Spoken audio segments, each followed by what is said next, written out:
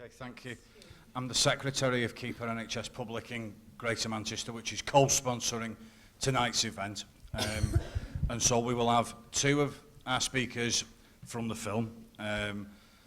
Bob Gill, GP, followed by Lucy Reynolds, expert on the privatisation that's taking place, each with 10 minutes.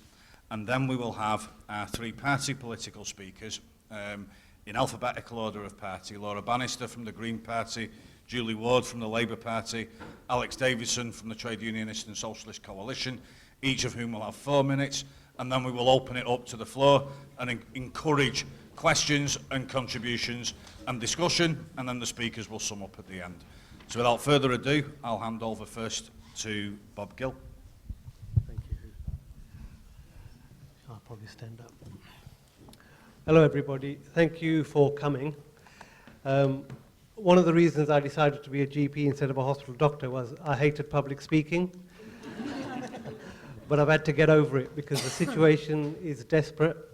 I've been a doctor for about 20 years, and actually my career spans the privatization project, although I didn't realize it at the time. But about 3 years ago, after a series of reforms that neither helped me do my job or help the patients, I started to wonder, where is all this going? And I had an epiphany, easier to hear than to say. When I spoke to my CCG chairman, he had word that I wasn't happy with the reforms and I wasn't happy with what GPs were being asked to do. And I fed back via our CCG group, which is the group of doctors who organize themselves to supposedly commission services. And word got back that I compared our CCG to North Korea in terms of decision making. And he rang me up very kindly to try and talk me round. And I said to him, look, ever since we've already lost one of our local hospitals, my patients are struggling to get admitted when they need to get admitted. They're not getting properly assessed in A&E. And when they do have the privilege of a bed, they're discharged prematurely. And his answers to those questions were, number one, I'm just too sensitive. The second answer was, he's not hearing this from anybody else, my patients are just unlucky. And the final straw was, I shouldn't worry because I'm not paying for it. And that was my reaction.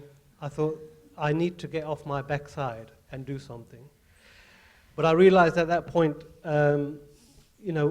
doctors don't come into medicine to fight. We like to help people. We don't look for confrontation. But I'd seen enough, and not only having lost one local A&E, there was threat to a neighbouring A&E, which was Lewisham Hospital. So I thought I need to join the fight because I did nothing when Queen Mary's was downgraded, and I already know the impact of one hospital closure. I wasn't going to sit back.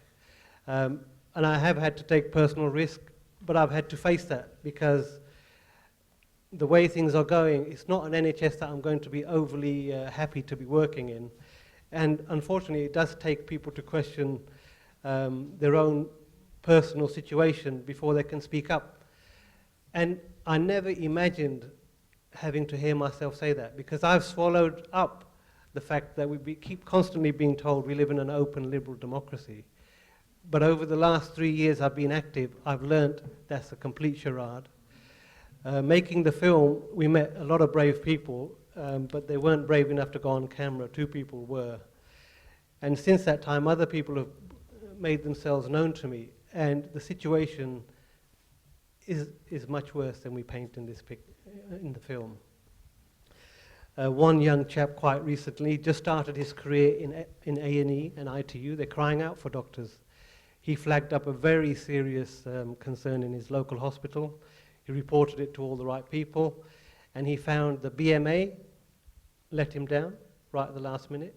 His trust hung him out to dry, and he's had his career stopped. He's got 2 young children. So this is why you're not hearing what's really going on, and this is why when I canvass in the streets, the people most reluctant to talk to me are other NHS staff. They rush past because they don't actually want to be seen talking to people in the street about what's happening to their health service. And what really struck me is I bumped into a cardiologist in a local hospital, And I said, how are things going? He took me into a broom cupboard to speak to me. He said, if any of my managers see me speaking to you, I'll be in a lot of trouble. So there's almost like an internal policing of people's views within the NHS. I've been personally threatened. I've had other GPs been threatened to even be seen talking to me. This is how bad it is. And you know, the profession, as I said, they're self-selected, they're not fighters. And without significant mass public support, we're going to lose something, and it's going to be very difficult to get back. So that's why I've stuck my neck out. Thank you.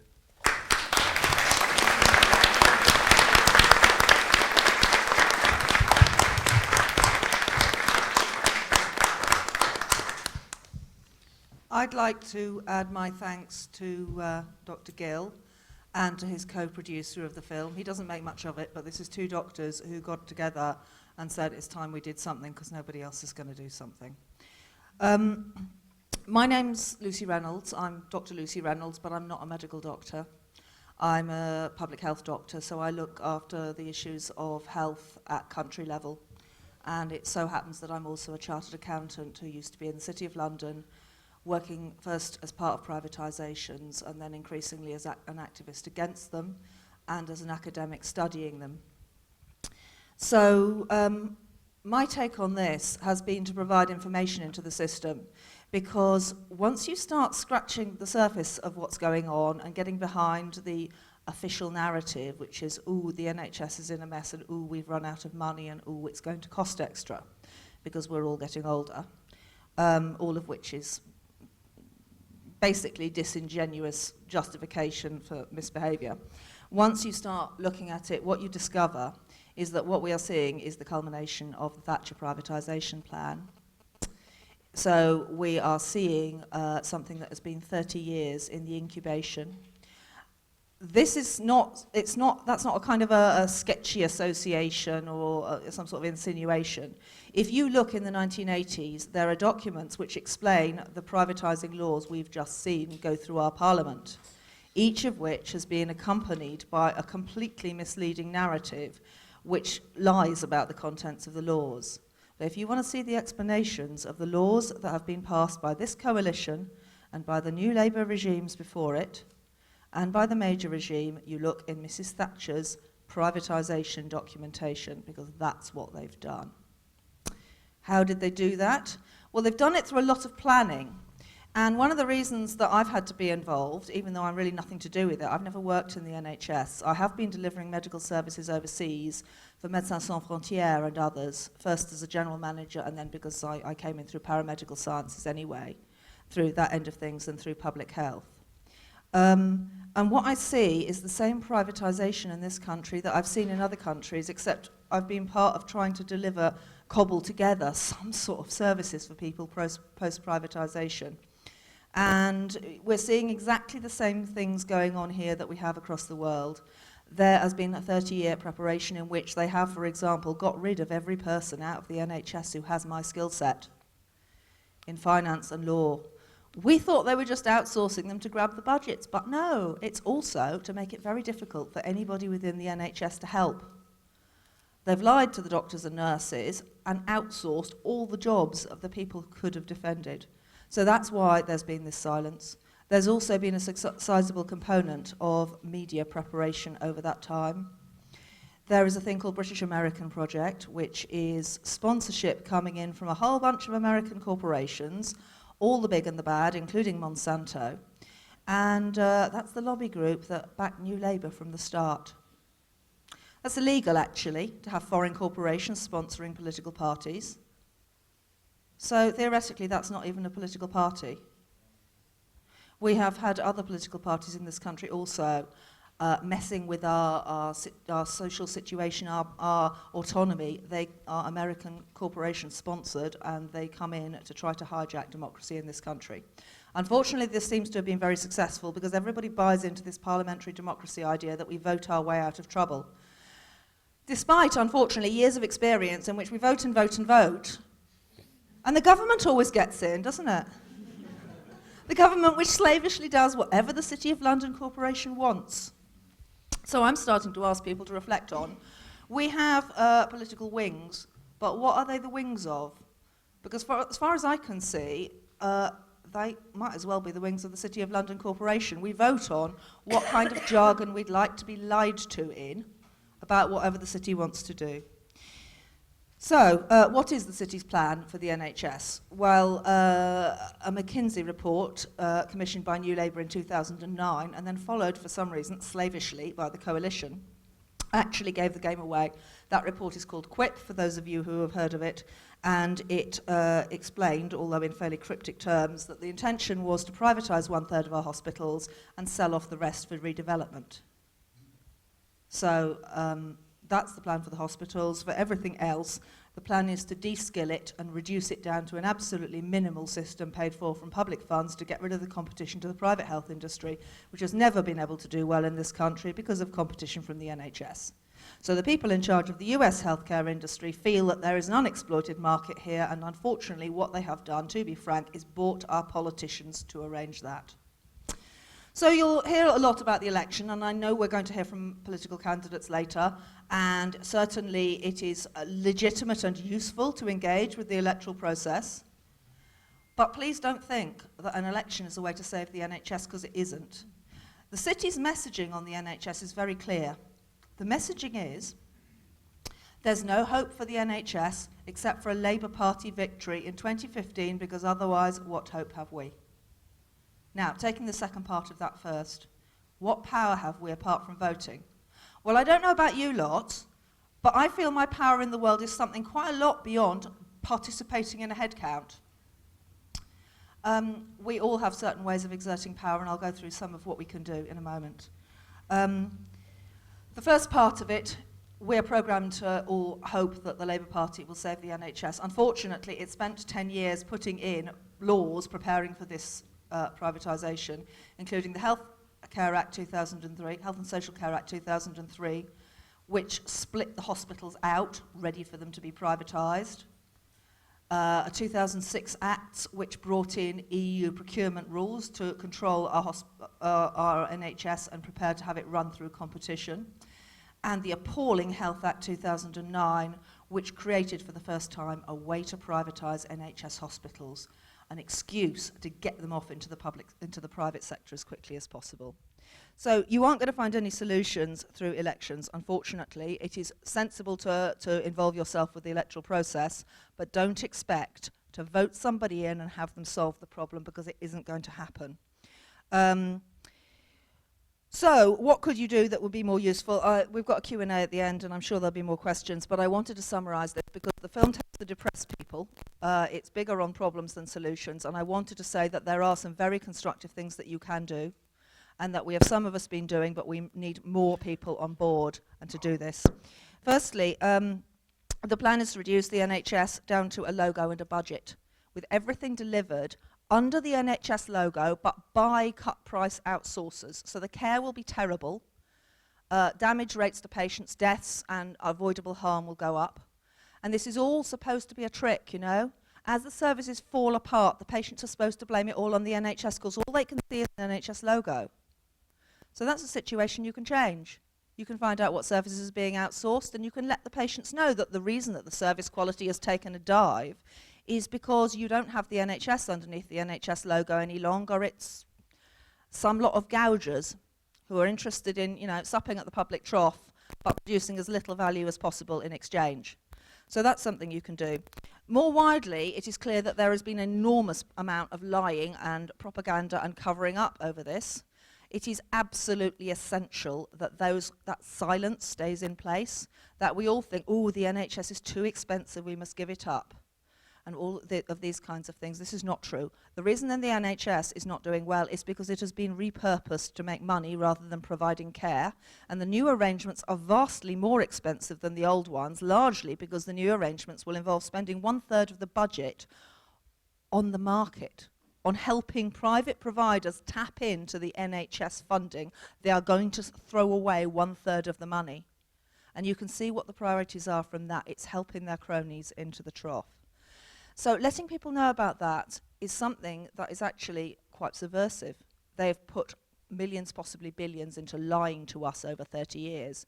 But the truth spreads really fast, and all of you have got voices, and probably a lot of you have got telephones and email accounts and people you chat to, and maybe Facebook accounts and social media, and you belong to various kinds of clubs and things. You need to spread the word. Everybody relies on organisations to do this job for you, and we've all been carefully prepared to do that because the privatisation has unfortunately systematically nobbled the organisations which one would expect to help. So, for example, for this very organisation, Keep Our NHS Public, that was actually started by the commercial lobby faction of the Labour Party, which is called Labour Finance and Industry Group. So Keep Our NHS Public has got basically the new Labour privatisers at the top, and they have recently managed to import one of Blair's former spin doctors to be their co-chair. So that's why you don't get national leadership out of that group. But all the organisations are like that, and the grassroots people are fine. They're trying to collect us all up and then make us ineffective. So reach out to genuine activists and involve them. Stop putting things through the bottlenecks of organisations, and you'll do a lot better. In the same way, many Labour Party people are very, very good people. The ones that actually have any power in the party, unfortunately, do what the City of London wants them to. But it doesn't stop you talking to and dealing with the other people. Same with the trade unions. Unfortunately, Mrs. Thatcher boasted that she got the control of the trade unions. Well, that situation has not changed, unfortunately. The privatisers still limit the unions and stop them doing things right. You look at their response to the NHS privatisation, and they have clearly sold their memberships out. They just did nothing at the crucial junctures. So that's a warning. This is what they're doing to us. So we can spread the word. If you want information, certainly the film deliberately contains some statistics which we hope will be useful to you. There are more copies of the film outside, and it can be downloaded by any of you. If you're able to get groups together, which are 50 or 100 people, we can send somebody up like this to do support. Last thing is, if you want information on statistics to let people know what's going on with this or to follow the progress, we have made the privatisation get several years behind schedule already. People feel that we're ineffective, but actually we know that we are delaying it.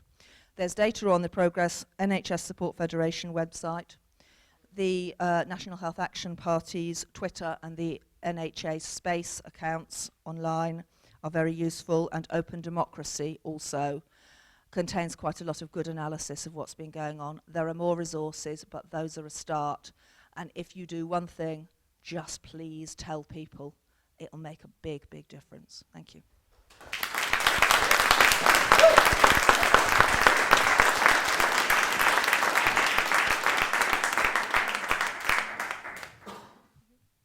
Thank you very much.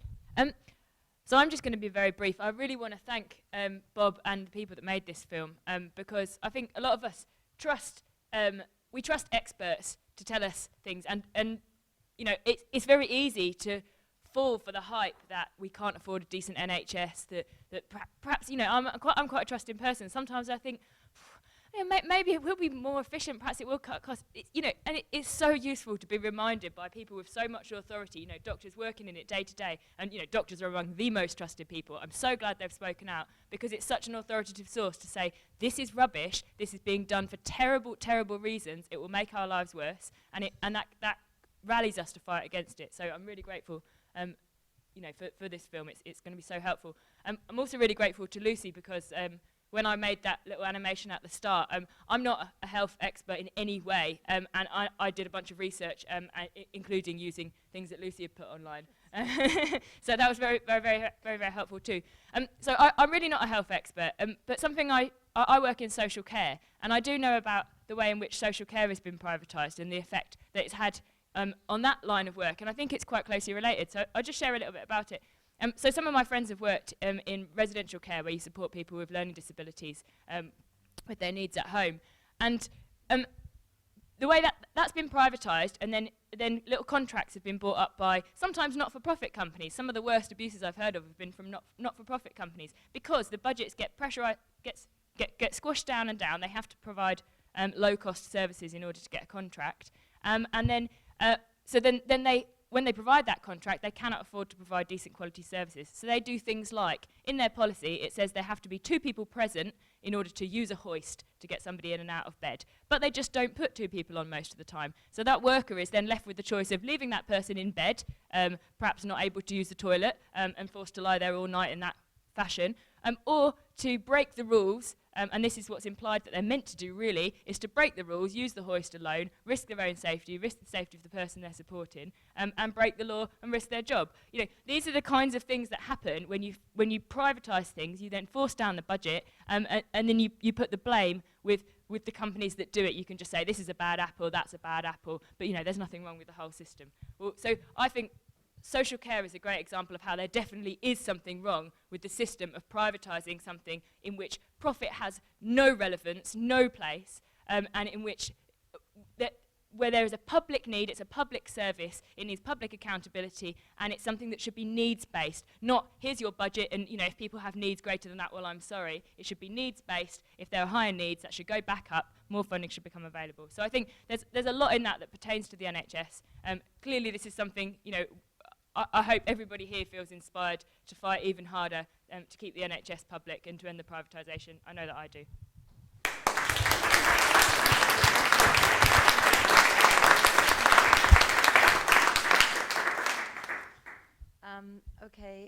I'll tell you a little bit about myself. I'm Julie Ward. I was elected last year as a Labour MEP for the northwest of England. And it was my first time ever running for political office. I'd never ever been a councillor or an MP or run for anything before, and I'd only joined the party 18 months before that. And the reason I put my name forward is because I was angry. I felt very angry with the system. I felt very let down. And I was pretty terrified about the Euroscepticism and the hatredness, the divisiveness and the racism. I stood against Nick Griffin, so for me that was quite a significant thing to do. My background is actually in theatre. I began my working life at Contact Theatre down the road. I'm a poet and I'm a theatre maker. And I ran an artists cooperative that made films and uses culture and as a tool for social empowerment and social change, but also was providing an intervention service for people with mental health problems and anxiety. So, for example, people would come along and through a social space, which was welcoming, would actually end up not costing the NHS money because they wouldn't be taking drugs necessarily. They would have a different kind of a different kind of outlook on life. They wouldn't be so lonely, all those kind of things. So I'm just telling you this so that you know what my experience is, okay? So I'm not a health expert, but I've worked in similar situations, I suppose, to Laura. Having put my name forward and never expecting to be selected, let alone elected, I was elected last year, and I now sit on the Culture and Education Committee. And the reason I agreed to come today is because part of my portfolio is citizenship. And I think it's the most important part of my portfolio because it's about this. It's about people being bothered to come to public meetings, to take action, to petition, to campaign, to be engaged, to make their voice heard. So I have made a kind of personal pledge that anything that people ask me to come to, where it's about engaging with people, where I can listen, where people can have access to me, where they can have access to my office, what my office might be able to do for them in terms of research, that I'm prepared to do that under my citizenship portfolio. Okay, so that is why I'm here. I've recently become an MEP ambassador for mental health, and that continues to be a really important concern for me. And I suppose I'm very anti-austerity, so I'm a member of the People's Assembly Against Austerity and Labour Assembly Against Austerity, and I work really closely with Left Platform, which is people like Michael Meacher, Jeremy Corbyn, John McDonnell. And it seems to me the whole austerity agenda has created other complex problems that are really affecting the way society is.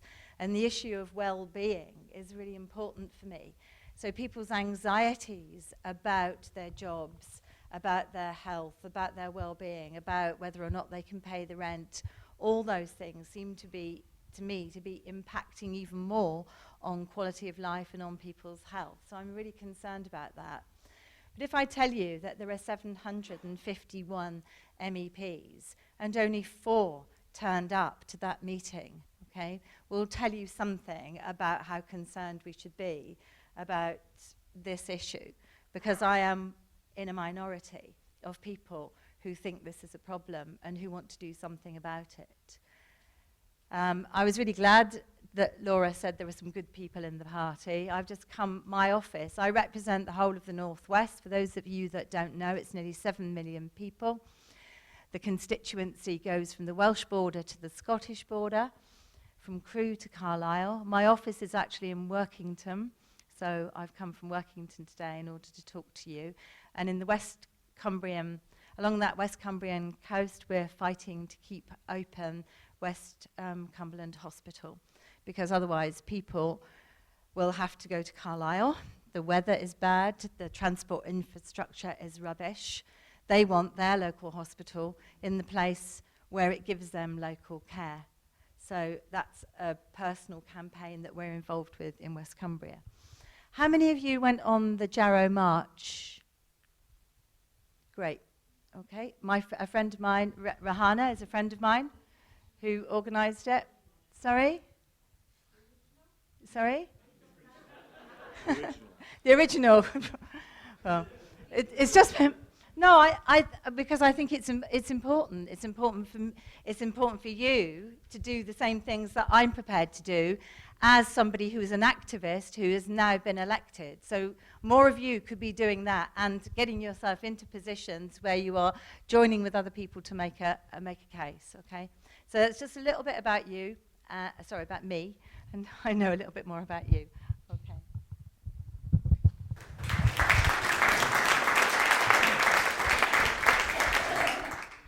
Thank you. My name is Alex Davidson. I'm here speaking tonight as the prospective parliamentary candidate for Manchester Central, the constituency, standing for the Trade Unionist and Socialist Coalition. And I think the film we saw tonight amplifies what should be the real debate surrounding the NHS in the general election that is going on right now. But what is actually on the television and in the news studios and the newspapers is barely a pale reflection of the real debate that is needed. It is presented as an argument between Tory privatisers on the one hand and Andy Burnham and the Labour Party on the other, who want to save the NHS.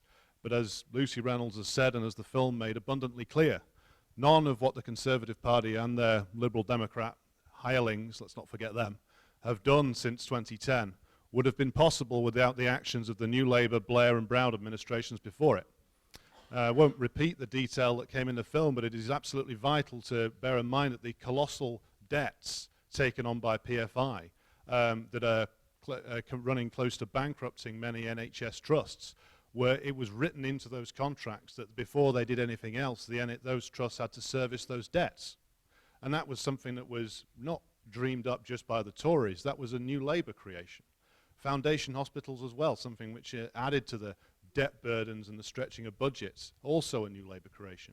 So can we believe that the debate really as it is between Tory privatisers and Ed Miliband on his white horse running in to save the NHS is just not simply a true reflection of reality?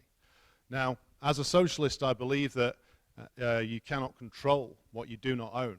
And as the film made abundantly clear, we are well on the way to not owning the NHS anymore, to it just being a mere brand name that is slapped on the poorly serviced private providers by a government which has long since abandoned any pretense at providing for the healthcare of the population.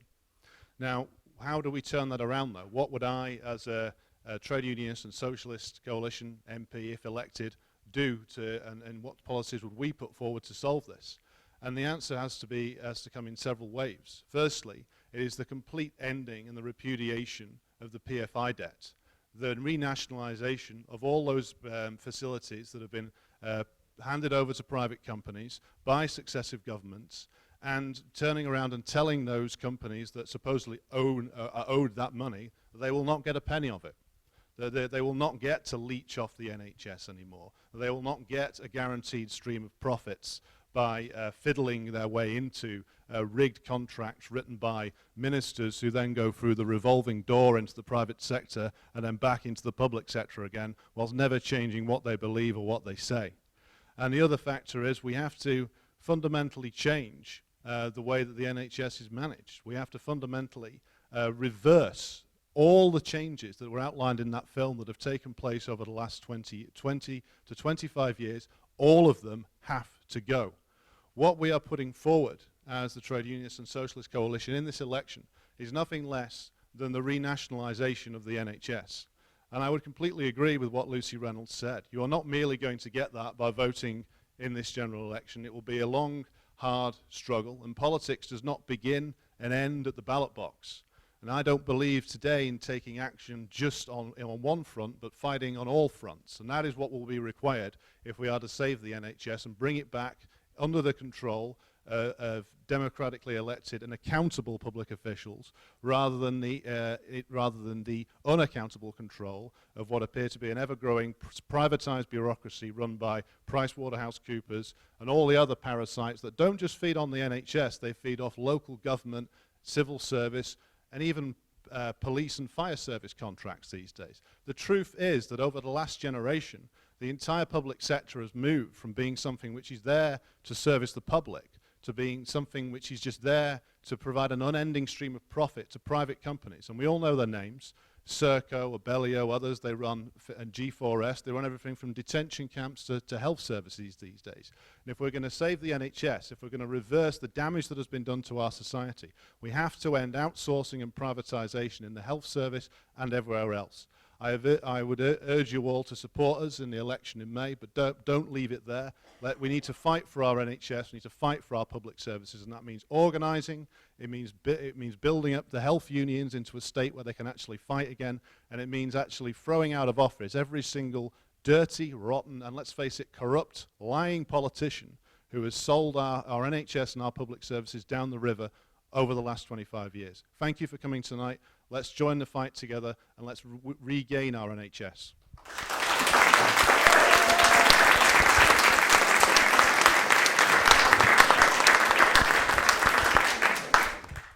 Okay, we'll open it up to the floor now. First of all, can I have a volunteer with an athletic pair of legs to run around passing the microphone to people that want to come in from the floor? Is there someone willing to do that? Thank you. Okay, if you put your hand up, I'll make a note and try and bring in everybody that wants to come in. Gentleman on the left in the corner there. By yourself. Hi, sorry, I'm really bad at wording questions, but I'd like to know your opinions and views on Devo Mank, because that's something that hasn't been touched on tonight, but is some would consider to be a continuation of this drive to austerity, breaking up the NHS and leaving the NHS in a weaker state. I completely understand if the people on the left don't know about this, if it's a local issue, if you don't want to comment on that, but maybe at least people on the right. Thank you. We'll bring the speakers in to answer questions. The gentleman there in the suit, followed by... I'm Paul Davis. I'm a factory worker and the candidate for the Communist League in Manchester Central. Last year, the government spent the best part of a year negotiating with GSK, which I think is a big drug company that had developed the vaccine for meningitis B. They were negotiating over how much profit the drug company was going to get for producing this vaccine, which saves children's lives. And the negotiations were delayed, they couldn't agree, and the use of the vaccine was delayed. Anyway, I raise this because it strikes me that that is the way the NHS has always worked. It's been a cash cow for the capitalist drug companies. Mm-hmm. And until, whether you have PFI or not, whether you have devolved healthcare in Manchester or not, you still have to deal with that question, that healthcare is a commodity. And what I think we face is doing what they did 50 years ago in Cuba. Cuba last year had more doctors and nurses in West Africa fighting Ebola than any other country in the world. And that's not because there's something special about Cuba. It's because working people there made a popular socialist revolution, and its leadership have values that begin with meeting the needs of the great majority. They've given self-confidence to people there to go and do things like that, despite having very scarce resources, because people there have the fighting capacity and the will to view themselves as part of the world. Anyway, that's the political course the Communist League will present in this election, along with fighting for a jobs program to put millions back to work to build the things we need, including hospitals, the A&Es that have been closed down, and so forth. The gentleman 2 rows behind, on the left. Yeah. Followed by Steve at the back. Right, my name's Bruce Robinson. I wanted to take up some of the points Lucy Reynolds made about the NHS and the election, and I'm involved in a campaign called the Socialist Campaign for Labour Victory, which I'll say a bit about in a minute. I agree with the sentiment that the election isn't going to resolve the question of the NHS. However, I would disagree with the implication that it makes no difference who gets in and whether we have a Labour or a Tory government. I'm not saying that because I believe that Labour has an adequate programme to reverse the situation in the NHS and, to quote, renationalise it. I'm saying that because I think that if we begin to organise, fight, carry out all the things that have been talked about in terms of campaigning around cuts and so on, that we may have a chance of getting some degree of response. The reason for that is twofold, really, that Labour is not simply in the hands of the city. It is also backed by the trade unions, and the trade unions have so far failed to do anything, as a number of the speakers have said, to really mobilise, to use the power that they still have in the Labour structures to force the Labour Party into carrying out what is in many cases, Unison in particular, their policies on the NHS. No, well, he's at the beginning. At the beginning, at the beginning, we were told that there were contributions.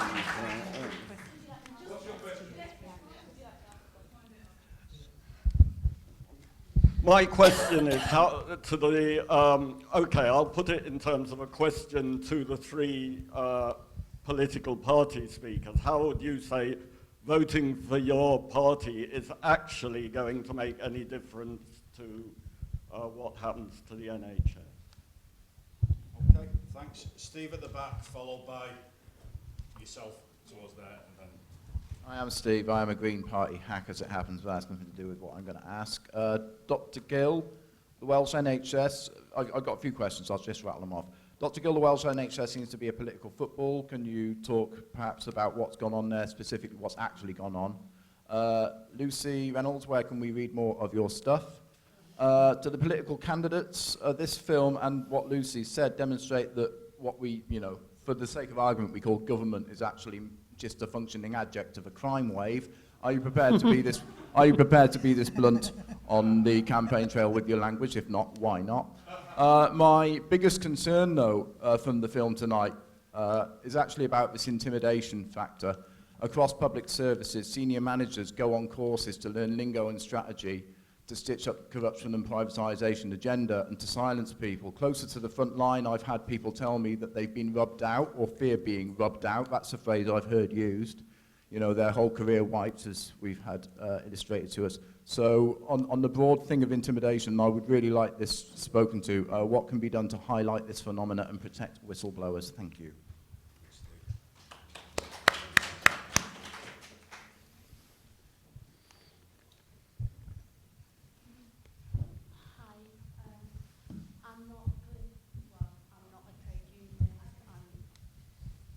I'm not a trade unionist.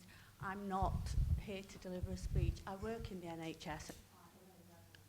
I want to ask Dr. Gill, who was really impressed.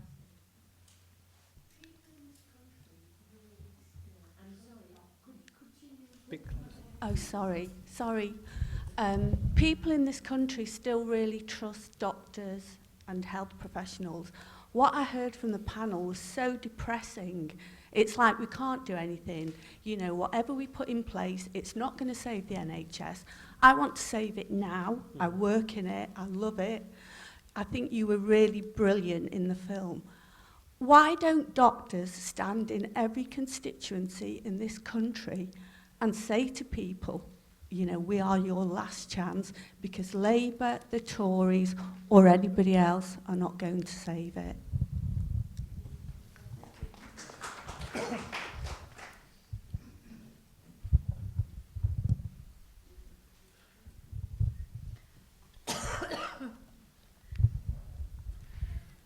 Hi, I'm Sean. I am a very recent part of the Green Surge and Green Party member and press officer for the Trafford Green Party. But my question is a very simple and very pragmatic one. I think it probably is the most important one, which is what is it that we can actually do? Because we've seen a film that is staggeringly powerful and you know, very, very moving. And of course, it took 57 minutes to deliver something which in its own way is actually quite succinct, because it's such a Byzantine labyrinthine sort of complexity around the whole subject. So, for example, when you go and speak to people, and I have been doing that and drawing their attention to the film on YouTube, it seems to me that it would be quite good if we could find a way to distill some key things in terms of what we actually say to our neighbours and our friends, is one thing, but and also perhaps in terms of a kind of wider network. You know, we've already heard from people who you know, suggest that perhaps the broadly sort of left of centre thinking is a little bit fragmented in this country, and I just wonder, first of all, what we can do as individuals. What are the 2 or 3 things that would be the most effective things that we can go away and do tonight? And secondly, is there a way to sort of galvanise all of that activity around one kind of organisation, I suppose? Is there any other straight questions from the audience? The lady who's just indicated there. Yes, I guess this one's for Bob. I retired from the NHS about 2 years ago on ill health grounds, and I have about 6 life-threatening degenerative conditions.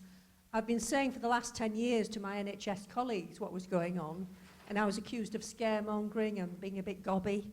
I now find that a lot of my drugs and services have been withdrawn, and find that I get the same attitude from my own GP practice, where 3 of them are actually openly hostile towards me and telling me how much I cost the practice, and that things are about units of cost.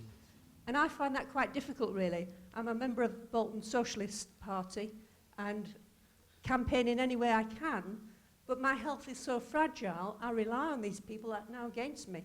What do you advise I do, or other than showing the film and trying to keep spreading the word and keep getting told to shut up? Okay, as no one else has indicated at this point, I'd like to bring the panel back to respond on those, and without wishing to put anyone on the spot, as most of the questions have been directed at Bob, I'd like to bring in the panel in the order that they spoke to start with, to respond to them, if that's agreeable to the panel. Well, given the phobia I described earlier on, this is my nightmare, because most of the questions are directed at me. But I wanted to thank you for asking about Devo Mank.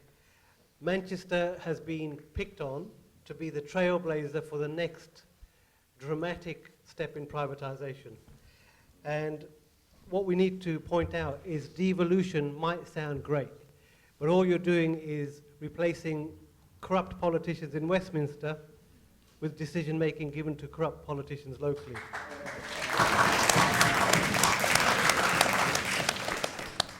But behind this spurious devolution, what they don't tell you is that every layer of the massive new bureaucracy that they've created, they've got somebody from NHS England sitting there.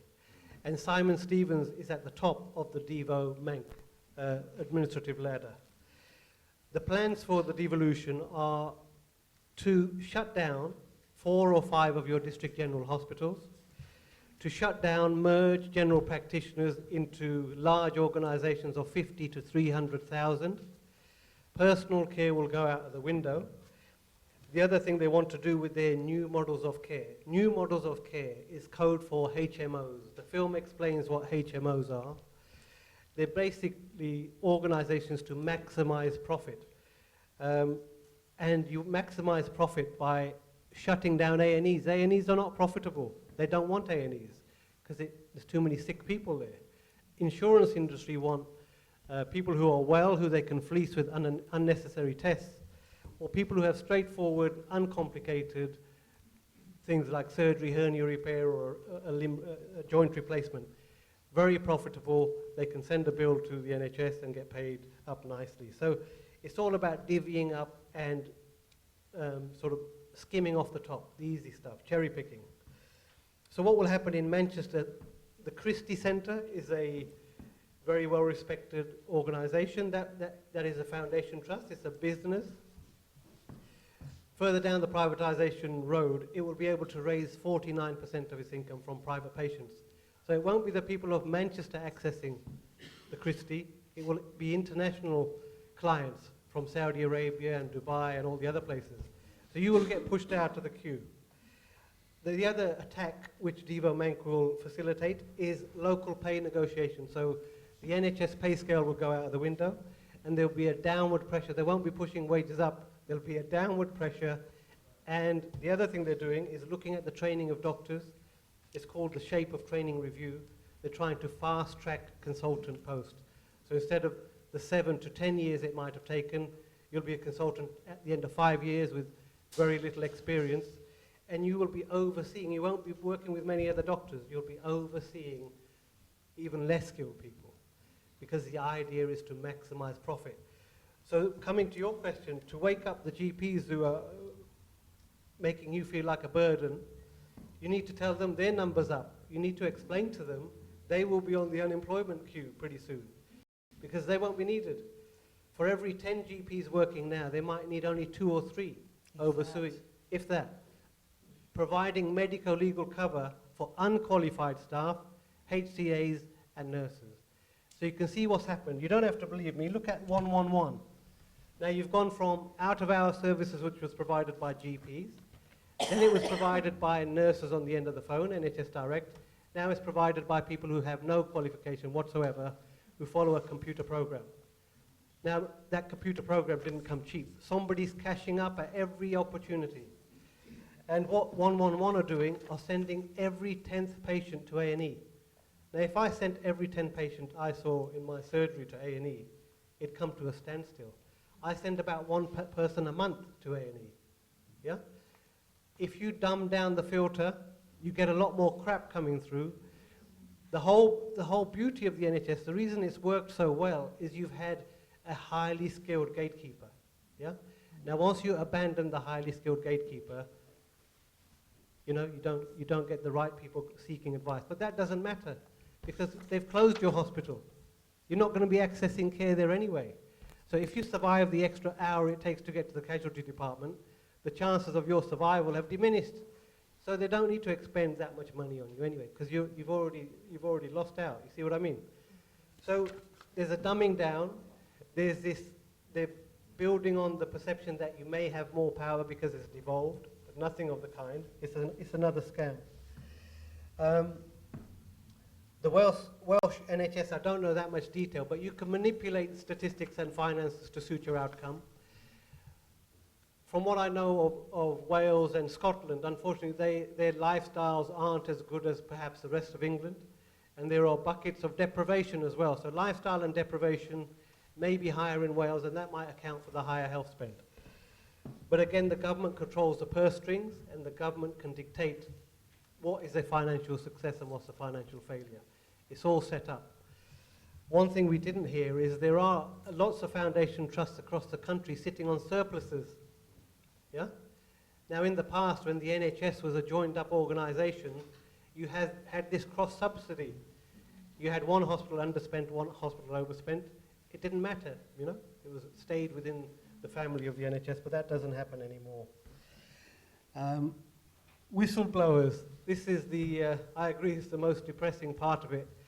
A former East German resident who is a midwife now in St. George's Hospital came to a screening, and she said, I didn't expect England to be worse in terms of speaking up than East Germany.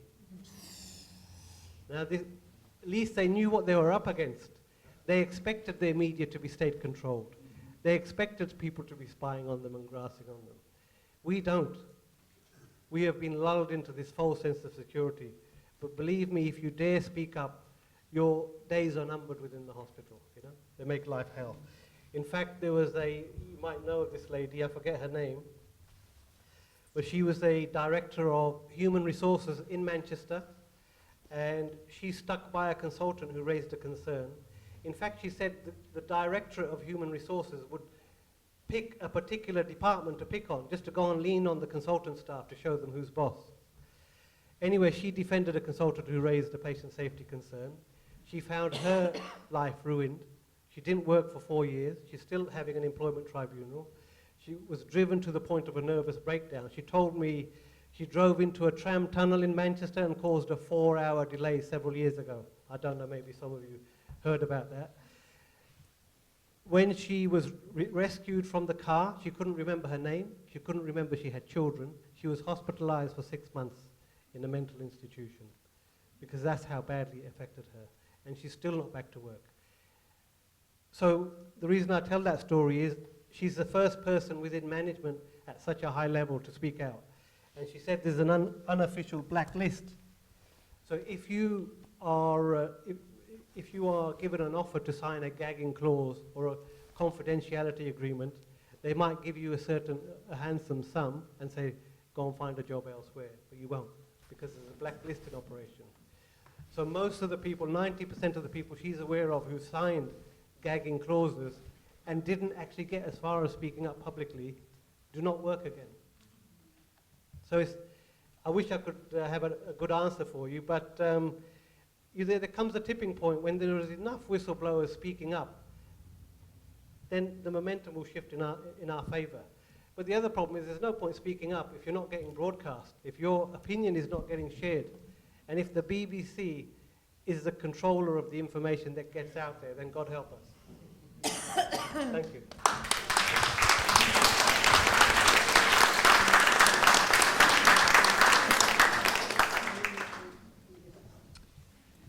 Thank you for some very astute and useful questions there. I'm going to start with a comment made by the last lady, even though her question wasn't for me. She was talking about the fact the system doesn't seem to work any longer and drugs are being withdrawn and this kind of thing. It's true that something seems to have gone very wrong, really, when people are going for cataract operations and being told that they can only have one eye done on the NHS. And then cataract operations are outsourced in one part of the country to an organisation called Vanguard Healthcare, which then proceeds to get half of them wrong. The failure rate in the NHS, 0.2%. The failure rate with this wonderful new privatised system, 50%. There's really something very wrong. And David Cameron has been caught on film at one point encapsulating exactly what's wrong. He said to an audience of presumably business people, what I want to know from my Secretary of State for Health is how to drive the NHS to be a fantastic business. And that's the root of our problem. So some brief comments on some other matters within that framing. Devo-Mank. Well, devolution is a standard part of the privatisation model, in point of fact. So from that point of view, you need to be a bit careful about it. Devolution has its advantages, but then so does centralisation. And when you hear anybody peddling one of them as the panacea for all ills, you want to be awfully suspicious. It is one of the strategies that Oliver Letwin puts forward in privatising the world. Oliver Letwin is one of our MPs and was also one of Mrs. Thatcher's MPs. He's currently the Minister of State for Policy. He appears to be running everything, actually. And he is a privatisation technician, and he wrote a book for governments on how to privatise their country's assets against the wishes of the population. So he finds devolution to be useful in that. And the reason is, I've seen it working in various other countries, and the reason is that the central government can go, hey, it's not our fault. We've put that down to you and your local areas, so put pressure on your local representatives. Now, it's interesting that this is a trailblazer. Why Manchester? It's obviously considered to be a safe pair of hands for this trailblazing and very important policy.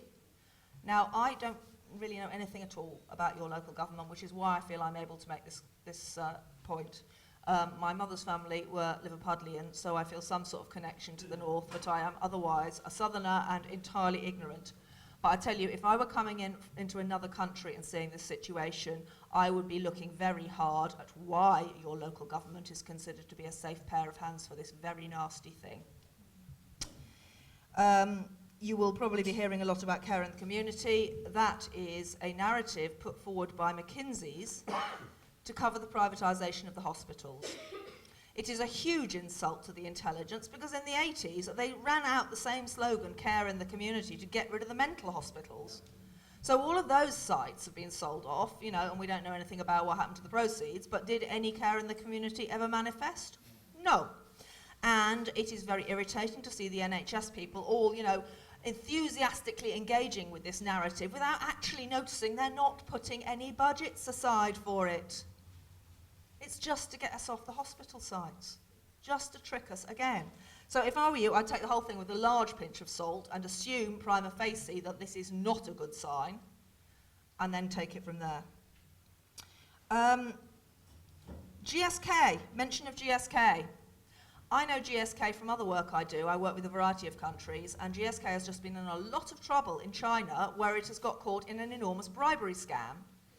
And the reason I know that was that the coverage was very colourful because it didn't just involve cash bribes, it involved a lot of ladies of the night also. So that's how they think it's appropriate to do things when they can get away with it. On the question of the Cuban doctors, I've also worked with the Cuban doctors, and while I have some reservations about other things about Cuba, I really cannot fault the Cuban doctors. They are fantastic. It might have to be them that rescues us in the end, sadly. Because it's true that the NHS is a cash cow for Big Pharma. I was hoping Bob might be able to talk about an absolutely appalling thing going on at the moment. Bob's practice has declined the bung coming from government to fill in the generally reducing GP incomes, in which he could get paid £55 for every patient of his he labels as demented. You think about the knock-on consequences of that, especially given the enthusiasm of, for example, Professors Raymond Tallis and Dr. Jackie Davis for euthanasia. Once you've been labelled as demented, it ain't even you that gets to make that decision. It's the relatives who will have to pay the medical bills, which might save you or not. The whole thing is really, really ugly, and you need to look very carefully at that. I have made some comments about the Cuban medical system in an article which you might find useful to look at. It is in 2 parts, and it's on the cost of living blog. The first part looks at a fair international comparison using standardized data of whether the direction we're heading in is a good one or a bad one. And when you look at the data, it's really very clear. All of the changes we're making are going to cost us more and mean that the NHS performs worse because it's part of a repurposing for privatisation. You look at the health performance of Cuba, you can see that it spends about 1/25 as much per person as the US on healthcare and achieves considerably superior outcomes for that. Because throwing money at healthcare isn't the solution, organising it properly and in particular avoiding perverse incentives is the key to getting it right. And where Cuba gets it right is it trains its doctors really well, it respects them really well. If you are the best kind of person in Cuba, you aspire to be a doctor and your family wants their kids to be, you know, it's up there. It's high status, but they're employed and they're not paid that much, so it doesn't attract people who want to get rich. And there isn't any feeding trough for the private sector in there, and so they give decent care. Okay, in terms of whether or not the election makes a difference, it certainly makes a big difference to the candidates because there's a salary attached and also various perks, and it would appear that for too many politicians, there is also a far too tempting opportunity for inappropriate profiteering. It worries me very much, actually, as a spectator on the global scene, that I see the American government going from country to country, introducing parliamentary democracy. Because what seems to happen immediately afterwards is a takeover by American companies. I'm beginning to feel there may be something wrong with this narrative. So, you know, if you're involved in the electoral process already, if that really engages you, then fine, please do carry on. But otherwise, please remember this is intended as a distraction to stop us directly opposing the privatisation. The privatisation is a market phenomenon, and you can scare off markets really, really easily, especially if there's a load of potential foreign players who do not already have an investment in the country. If we can make it so those foreign investors look at NHS investment and see poison PR-wise, and no money in it anyway, a lot of them won't bother. Of those players who are already involved, there are a number which have a very vulnerable profile to attacks by us aimed against the privatisation. The foremost companies which I would target would be Virgin, which has got at least 1 million patients already under privatised arrangements in the north of England, and Barclays and HSBC, which are both high street banks heavily involved in PFI. You don't want to go into a business that's just about healthcare privatisation, because you aren't going to frighten them off. What you want to go for is a diversified business which is just moving into NHS. Because, for example, let's think about Virgin. Beardy apparently wants to be personally popular, and he has an enormous empire with decades of investment in multiple sectors. It's international and it's highly diversified, and he's got a little bit of NHS investment. If we make that blow up in his face into a PR problem, then his best bet becomes to dump the NHS thing and then to denounce it as a terrible idea, which means there is a prize for us if we can pull in Virgin's marketing budgets on our side. That would be immensely good. The same trick is potentially possible with Barclays and HSBC. HSBC appears to be a disgrace, linked with the opium trade even. And Barclays has already been bullied out of one thing, haven't they, folks? Let's restart that. So go for commercial targets. Don't think it's purely in terms of the election, because honestly, it's there as a distraction to waste your efforts with something that isn't going to do anything. In terms of where else you can read my stuff, well, my name and NHS privatisation brings up a lot of stuff. In terms of more academic pieces, I've written a lot with Professor Martin McKee, who is a global public health expert, and various other people, so just Google it. My key issues at the moment are to alert people to the PFI sell-off and this whole business about centralising PFI debts, either within local authorities or at central government. That's what the PFI lenders want. They really, really want that, and so does the rest of the privatisation, because that means the PFI debts will be taken off the hospitals so they can be easily privatised, and the PFI debts then transform from being some dodgy little bit of crony dealing to sovereign debt that we have to pay off with our taxes for the rest of our lives.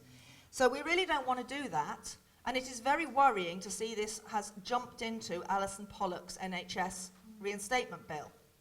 There are other things in there that are very worrying indeed, and it would appear that she has been misled by her technical advisors. The EFFORD bill, which is also being promoted as NHS salvation, is what I call the United Health Monopoly Bill. It will create the possibility of a private monopoly for the US health industry in our NHS. And that's being sold to you as good news. Now, I find it extraordinary, actually, that the Labour establishment is pushing on activists positions which are actually considerably weaker than the Tories and McKinsey are demanding. On PFI, both a bunch of Tory MPs have called for renegotiation of those debts, and McKinsey themselves was assuming that that would have to happen. Why is it that the left-wingers are pushing to us a worse deal than McKinsey's and Tory MPs? There's something very hooky going on there. We are being tricked, and we need to watch out for it. So Alison Pollock's intentions are wholly good. She has unfortunately managed to collect together quite a lot of Labour finance and industry group people who are advising her, and that seems to be what's gone wrong. And for the Efford bill, that is merely a nasty contract. It seems Clive Efford himself had no idea what was in it. He turned up to Lewisham expecting to be treated as the conquering hero, but they'd read the bill that apparently he hadn't and told him what was in it. He was apparently narked. Okay, how to save the NHS and why don't doctors save the NHS? Well, I'll tell you something. A bunch of us started a political party. I was a founder member of that. I was one of the original officers. It's called the National Health Action Party. And it's doing its best. It's, the NHA Twitter account is a very good source of information, for example. But the reason it's not working is because we got invaded from the beginning by New Labour privatising doctors. It's the same old people who are all over Keep Our NHS Public and MedAct. They're all over the National Health Action Party as well. And they're part of the privatisation. So again, the grassroots is fine. If you'd like to see doctors doing more and you want to join in with that, please contact National Health Action Party and start pushing. But we have the same problem with that as with everything else, that the privatisation people are clever and they're canny and they're great liars and they just send people along to hijack things. Okay, I've almost finished. One thing about the Labour Party, those of you who still have faith in it, why don't you push them for renationalisation and to bring back Clause 4? You'll get nowhere, of course, but then that might teach you what is the kind of animal you're dealing with, because really, what kind of socialist is terrified of renationalisation? I'll tell you, a fake one. Sorry, but there we are.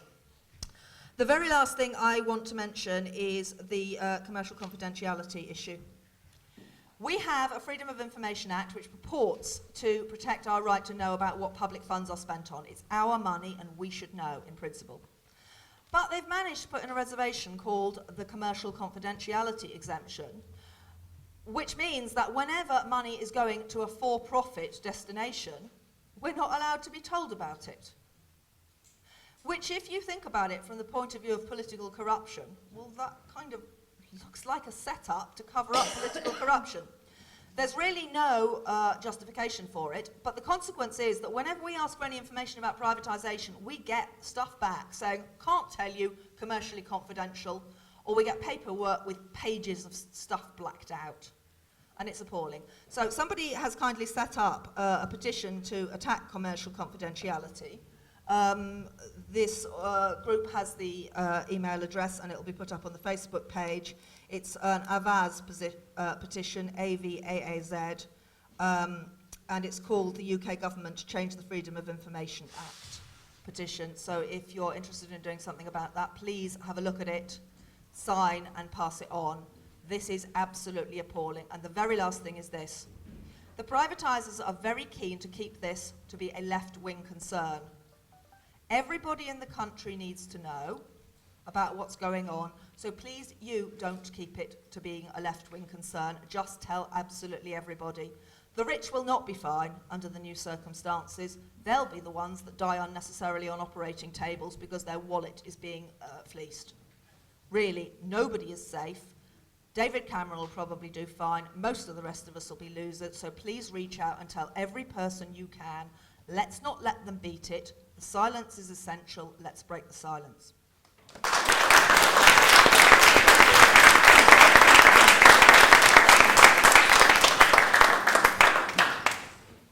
Okay, I'll try and be relatively quick. So, mostly in order. So on Devo Mank, in the Green Party, we're very much in favour of participatory democracy, and that means, bringing decisions to where people that are affected by them can take them. So when we first hear about devolution, our kind of instinct and a lot of our kind of philosophy seems to support it. We had a very short conversation about Devo Mank and realised it was not about participatory democracy, it wasn't about localising decision making, it was about exactly what Lucy said. It was about opening the door to privatisation, making it easier by saying, oh, I'm sorry that Manchester's cocked up with its health budget, but there you go, it's too late now.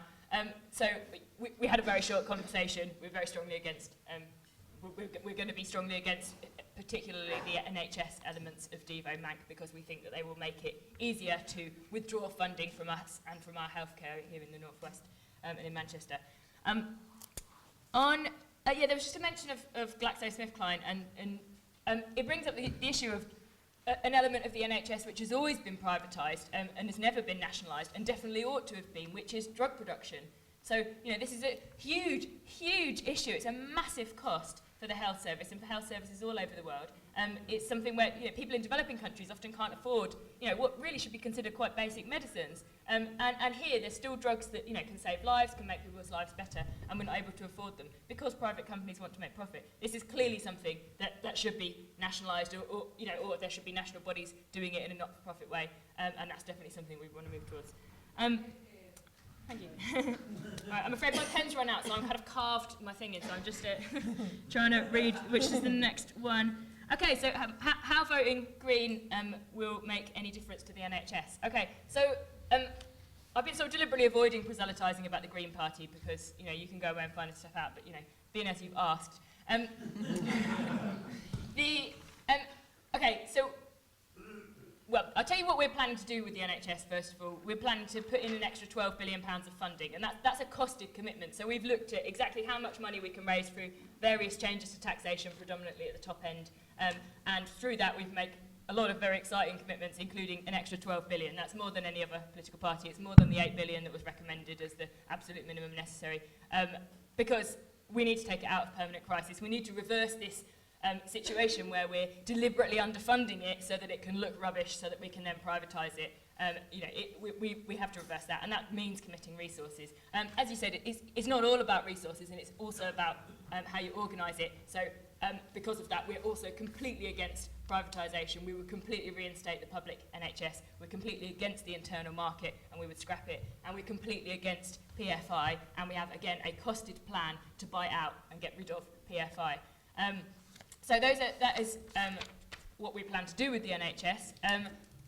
Why voting Green can make a difference is that, okay, so if obviously the better outcome in the upcoming elections would be that we get a Labour government, you know, better, not necessarily good. But if Labour are losing support to the Green Party, which they are, I am hopeful that this will make them turn their policy direction towards the kinds of things that we do, and the kinds of things that we do we're promising for the NHS. They will see that this is actually, we're going to lose support if we don't start doing some of this stuff.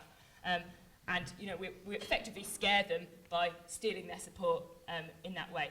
Also, if by having Greens in Parliament, which we do have a Green in Parliament at the moment, we could have more. It is up to us as an electorate who we have in Parliament, and although it feels like a difficult job to get smaller parties in, it is achievable. Lots of them do get elected in the end.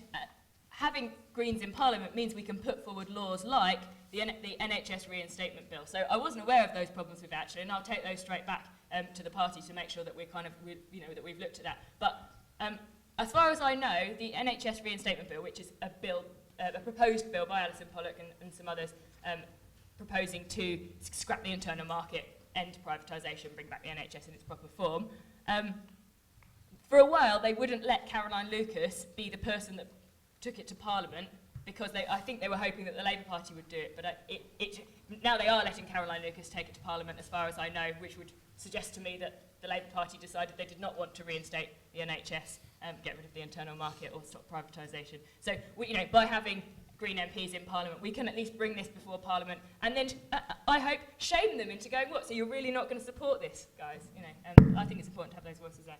I've now dropped my rubbish notes, so what was the next one? Oh, how brash will I be on the campaign trail? How much will I critique capitalism and say whose fault it really is? To people to whom that language makes sense, absolutely. I'm happy to declare myself very strongly as a socialist stroke communist, depending on the area and what form that takes. And I'm happy to rip capitalism to shreds verbally with anybody that's willing to take part in that conversation. But I do disagree with Steve about how frequently that is the right tone to take with somebody. I think you have to meet people halfway in terms of what they're interested in talking about. What's next? And what can we do? Well, I wish I knew, because I'm absolutely desperate to stop this from happening, to preserve the NHS ongoingly. So I don't have all the answers. What I do is stand for a progressive party that's got a collective policy thing, as one of the things I do. Another thing that I did was make a video, which I'm really not an expert, but it's actually been seen by an awful lot of people now, much to my surprise. And so I guess you can, but spreading the word, I think really one of the most useful things you can do is just having conversations about this all the time with everybody you can possibly have a conversation with it about. Like I work with people with mental health problems and lots of people that are on benefits, and we talk politics all the time. And of course, I don't start it. But most people are interested in talking about this stuff, and almost everybody is interested in talking about the NHS, and almost everybody is very worried about it. So I think we just need to keep having those conversations and encourage lots of people, including people that don't usually take political action, to take part, to take small actions, and see what kind of strength we can build.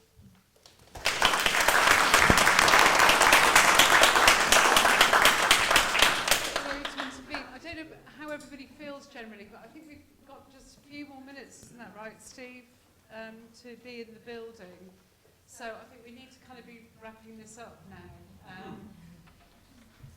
Actually, I've driven 3 hours to be here, So and I missed a train. I was going to say, please, if you can both... I'll try and be brief, okay? That's Well- what we're in the process of doing. Julie? Well, I'll try and answer some of these things, okay? First of all, I work in the European Parliament in the Socialist and Democratic Alliance. The European Parliamentary Labour Party is a party inside the party, and it's actually socialism isn't a dirty word in Europe. We're proud to be socialists in Europe. So I first want to say that, okay? Devo Mank, I'm not, the competences for European politics are not local or national politics. However, what I know, sorry? Sorry, I didn't hear that. Okay, don't heckle. Oh, right. Carry on, Julie. I didn't come here to be heckled, I came here to be open and to listen, actually. Okay, I don't even need this. Right, I'll speak loud enough. Okay. Devo Mank, I think it's difficult. It's potentially a poison chalice. Who gave it to Manchester? George Osborne. He has a seat in the south of Manchester. He wants power and position here in this city. And it's not just about the NHS. There's a big arts kind of venue that's all part of this as well. So I think lots of questions need to be asked, but it's not the competence for me as a parliamentary member of the European Parliament. However, I am concerned about democracy, I'm concerned about participation, I'm concerned about citizenship, and I'll come to that in a minute. Drug companies, perhaps one of the biggest issues there might be TTIP, which is nobody's asked about that, and that's probably the area where I could have most influence and accept most of your concerns and do something with them. That's the Transatlantic Trade and Investment Partnership, which is being put forward to the European Parliament at the minute, and both Parliament and the Council will vote on it. The Council is the government's. Last year in the European elections, the centre-right won the elections. The centre-right want the TTIP. Okay? So we're in a dangerous situation with TTIP because the majority vote in Europe is the centre-right. And there's not a single, in the main party, which is PPE, the main alliance, there is not a single British voice because we sit further left in the Socialist and Democratic group, and further right, the Tories moved out of the PPE and went further right towards UKIP. So right now, if you want to look at how the European Parliament is made up, there is not Julie, a British vote. I know, but stick to answering the question well, I'm just trying to talk. So the drug companies issue is probably relevant under that. Why vote Labour? I joined because I was anti-austerity. I want Conservatives out. That's my priority. I want them out. Okay. And I want 16-year-olds to have the vote. I want to stop UKIP. They don't believe in the NHS, despite what they're saying on the doorstep. Liz McInnes is not here tonight because she's defending a 500 majority in Middleton and Haywood. And if we're not careful, there'll be a UKIP MP in Haywood. Whistleblowers. I supported whistleblowers, people who are being bullied at work in the education system. I think we have to do something to support people through processes where they're prepared to speak out. Edward Snowden you know, the last time I was in this room, we were talking about those issues. So we work really closely. Somebody talked about trade unions. We work really closely with trade unions in the Labour Party, obviously. I'm a Unite member. And why don't doctors stand? Adrian Heald is a doctor.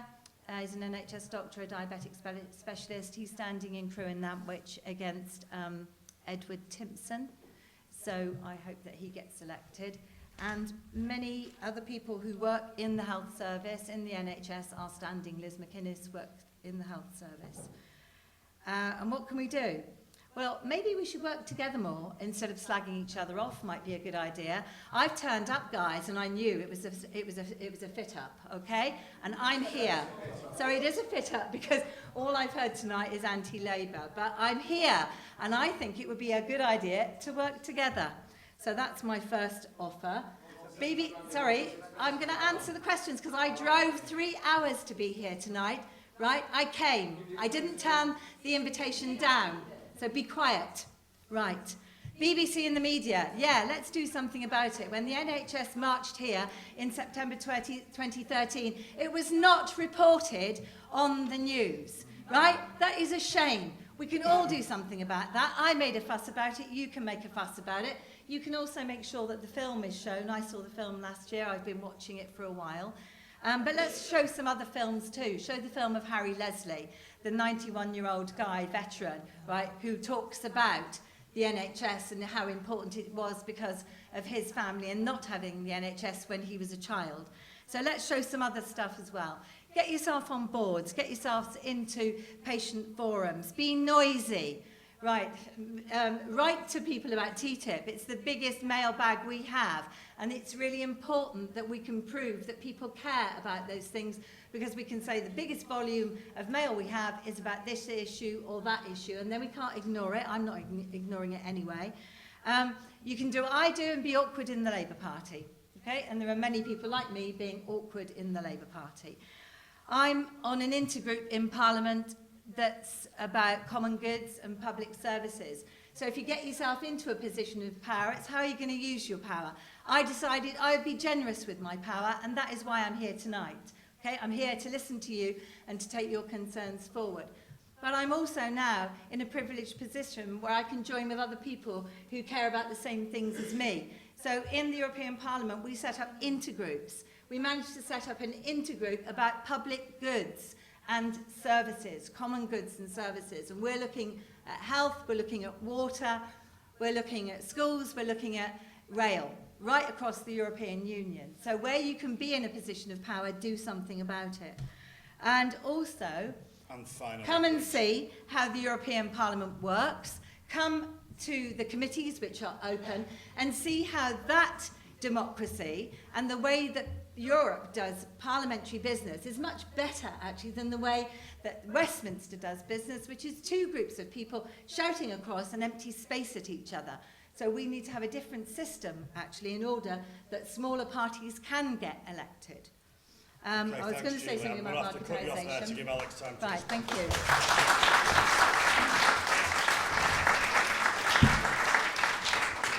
I'll be as brief as I can, because those who aren't itching for the toilet are probably itching for the pub right now.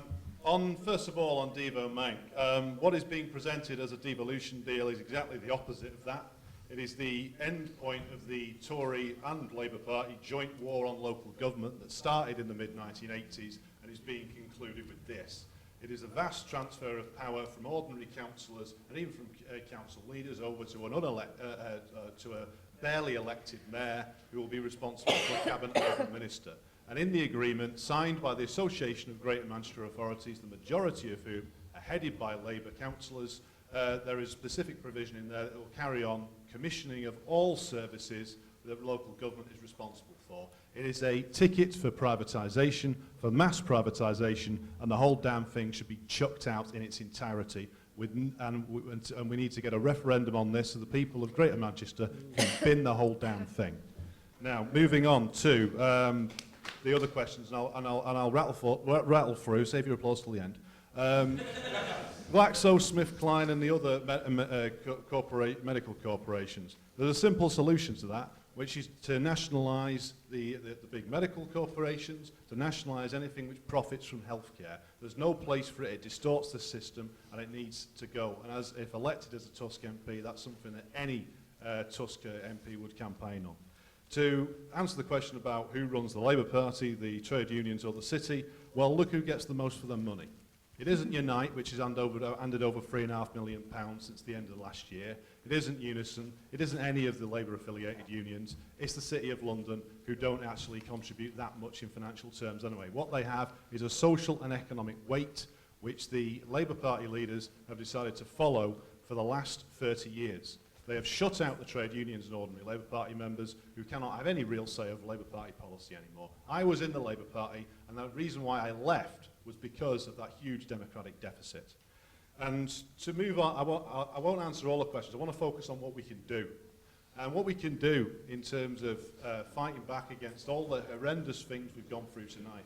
First of all, I as a trade unionist will work to actually strengthen the unions in the health service, the rank and file members. Lucy Reynolds is completely correct. The trade union leaders in the health service fell asleep at the wheel completely and allowed this the Health and Social Care Act to sail through with almost no opposition. And that is because those leaders don't believe that they can fight, don't believe that they can win, and their only real solution is turning up in 2015, wasting money on the Labour Party and saying vote Labour, when, as we've just seen, the Labour Party leadership is up to its neck in privatisation.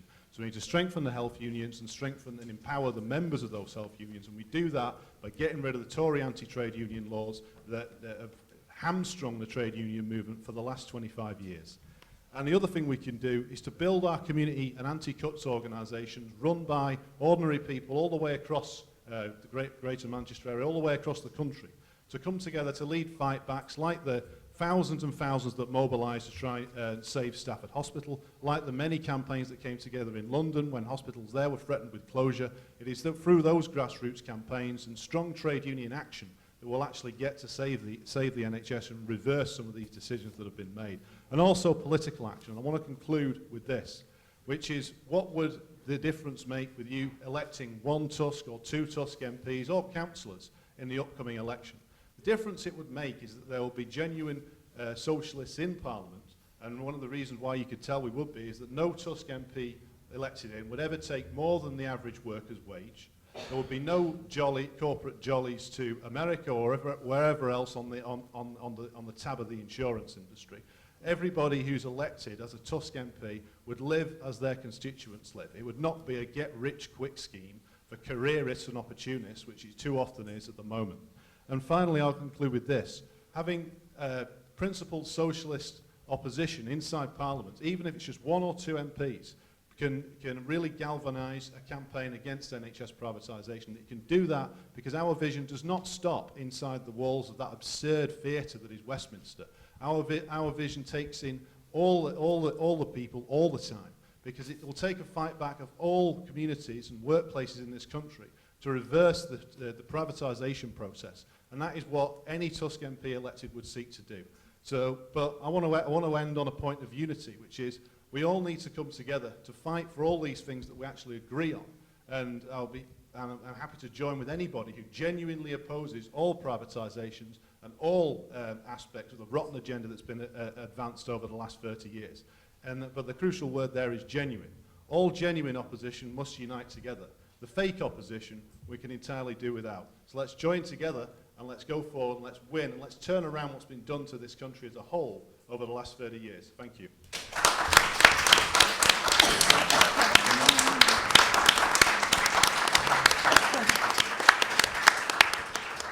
Well, do you have anything more to say, Hugh? I was just going to wrap it up.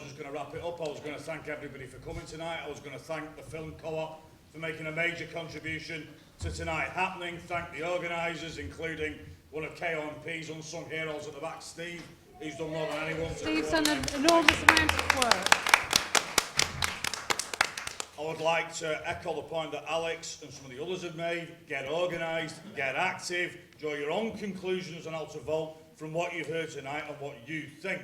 But above all, we get organised. There's millions of us. There's a handful of corporate execs and about the same small handful of politicians. The final thing that I want to say, we in KOMP in Greater Manchester were out on the anti-Devo Manc demonstration the other weekend. Our position is oppose that, as we oppose all privatisation, all cuts, and so on and so forth. The next opportunity that you will have to express your opposition to that is either joining the trade union-led campaign in Oldham, whose council leader is a major player in it, and where there's going to be a significant campaign to raise awareness around that, and or come along to the May Day demonstration at the start of May, find the details on the KOMP group, whatever, come along to that, join with us, join with our allies in the anti-cuts groups, the trade union movement, so on and so forth, and continue to build a kind of movement that is required to address what we've seen in the film tonight. I want to thank everyone for coming. I want to thank our speakers for attending, especially those that have travelled up from the south, and I think have been a tremendous addition to this evening's discussion. So, thank you everybody. Let's go and let's leave the room because we're out of time. Thanks for coming, everyone. Good job. Yes, I've organised it. In the rain. Yes.